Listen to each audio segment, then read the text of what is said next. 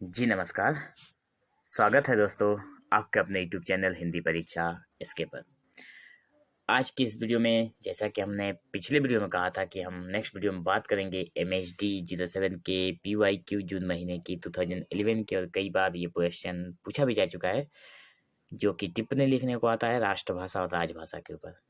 ठीक है, तो राष्ट्रभाषा और राजभाषा दोनों का महत्व किसी भी देश के सामाजिक, सांस्कृतिक और प्रशासनिक ढांचे में बहुत अधिक होता है। हालांकि दोनों शब्दों के अर्थ और भूमिका में अंतर है।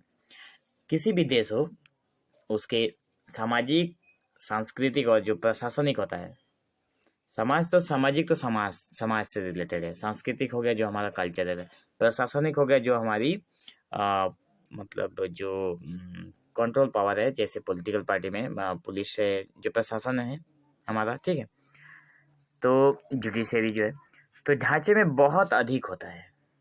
ठीक है, तो इसका भूमिका भी, और लेकिन ये राष्ट्रभाषा और राजभाषा में दोनों की भूमिका में अंतर होता है। राष्ट्रभाषा क्या है? राष्ट्रभाषा किसी भी देश का वो भाषा होता है जो उसकी सांस्कृतिक पहचान होता है, उसकी एकता का पहचान होता है और उसकी राष्ट्रीय भावना को प्रकट करती है। अच्छा, यह देश के अधिकतर लोगों की मातृभाषा या संपर्क भाषा हो सकती है।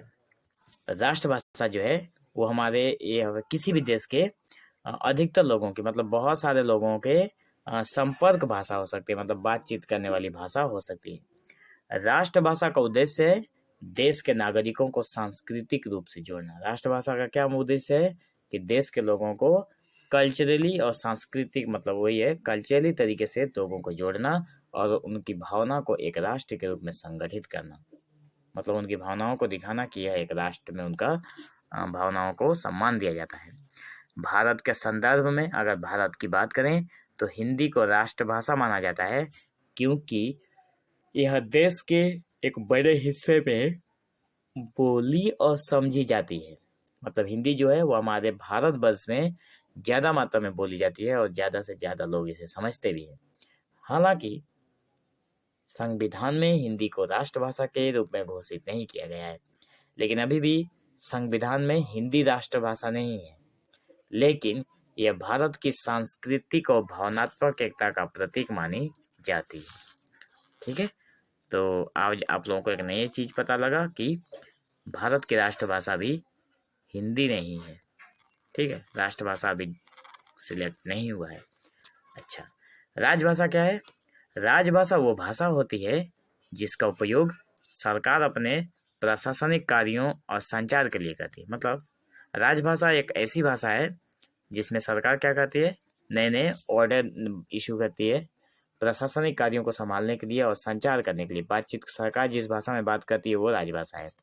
भारत के संविधान का अनुच्छेद 343 के अनुसार में कहा गया है कि हिंदी को देवनागरी लिपि में भारत की राजभाषा घोषित किया गया।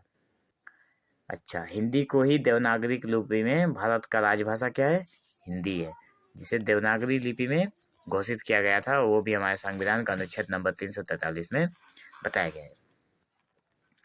साथ ही अंग्रेजी को सहायक राजभाषा के रूप में स्वीकार किया गया ताकि विभिन्न राज्यों और क्षेत्रों में प्रशासनिक कार्य सुचारू रूप से हो सके। उसके साथ साथ ही अंग्रेजी को भी राजभाषा के रूप में सहायक राजभाषा, पूरा राजभाषा नहीं, मतलब सहायता करने के लिए राजभाषा के रूप में अंग्रेजी को रखा गया है। भारत जैसे बहुभाषी देश में विभिन्न राज्यों ने अपनी क्षेत्रीय भाषाओं को भी राजभाषा का दर्जा दिया है।